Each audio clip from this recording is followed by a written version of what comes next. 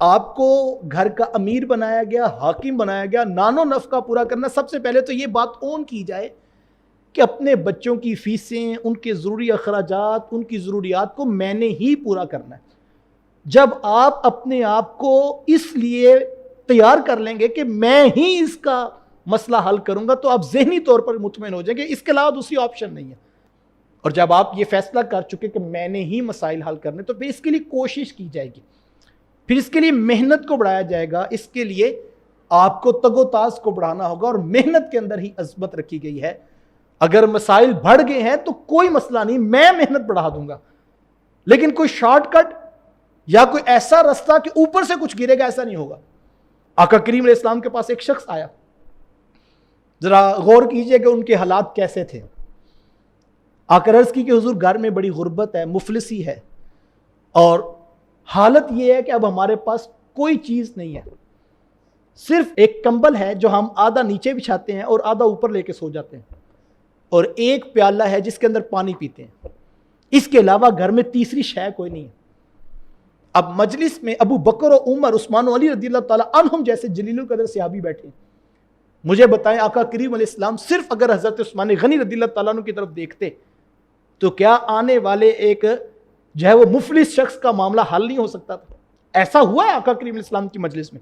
کبھی ایسا ہوا کہ ایک شخص نے آ کے اپنی مفلسی کا تذکرہ کیا تو حضور نے فرمایا کہ جاؤ اس کو عثمان کے پاس لے جاؤ، اور عثمان کو کہنا یہ ہمارا بھیجا ہوا ہے؟ تو حضرت عثمان غنی سمجھ جاتے کہ حضور نے کیوں بھیجا ہے. لیکن حضور علیہ السلام نے کیا فرمایا؟ فرمایا گھر جاؤ اور وہ کمبل اور وہ پیالہ تم لے کر آ جاؤ. وہ صحابی اٹھ کر گئے اور وہ دو چیزیں اٹھا کر لے. پھر حدیث میں آتا ہے آقا کریم علیہ السلام نے دونوں کو اٹھا کر اپنے یوں مبارک ہاتھ میں لے کر فرمایا کیا ان چیزوں کا کوئی خریدار بیٹھا ہے؟ اب آقا کریم علیہ السلام بیچنے والے ہوں تو خریدار کیوں نہیں ملے گا؟ تو ایک صحابی نے عرض کیا حضور 1 درہم میں خریدتا ہوں. تو حضور میں نے یہ قیمت تھوڑی ہے. تو کسی نے کہا حضور 2 درہم میں. حضور میں ہاں یہ قیمت ٹھیک ہے. تو 2 درہم میں ایک صحابی نے خرید لیا. آقا کریم علیہ السلام نے اس صحابی کو دیے اور کہا کہ ایک کے ساتھ کچھ اناج خرید لو اور وہ گھر والوں کو دے دو، اور ایک کے ساتھ کہا کہ جاؤ جا کر بازار سے کلہاڑا خرید کے لاؤ.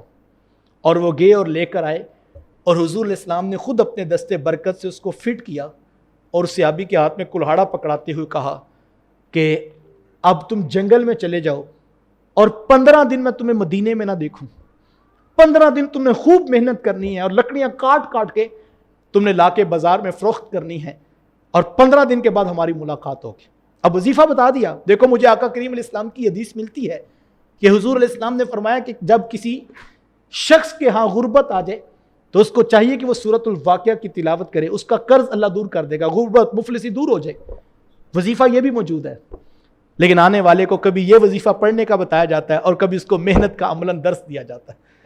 صحابی اٹھ کے چلے گئے، جا کے لکڑیاں کاٹی، جا کے بازار میں فروخت کی، پھر آتے پھر جاتے. 15 دن کسی شخص نے دیکھا نہیں.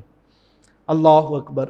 15 دن کے بعد جب وہ صحابی آئے تو ان کے لبوں پہ مسکراہٹ تھی اور خوش تھے، حشاش بشاش تھے.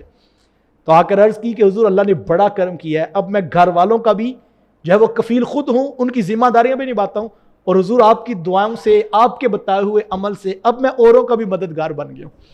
تو یہ کیسا عمل ہے جو محنت سے ہی مسئلہ حل ہونا ہے، اور کوئی آپشن نہیں ہے بھائی.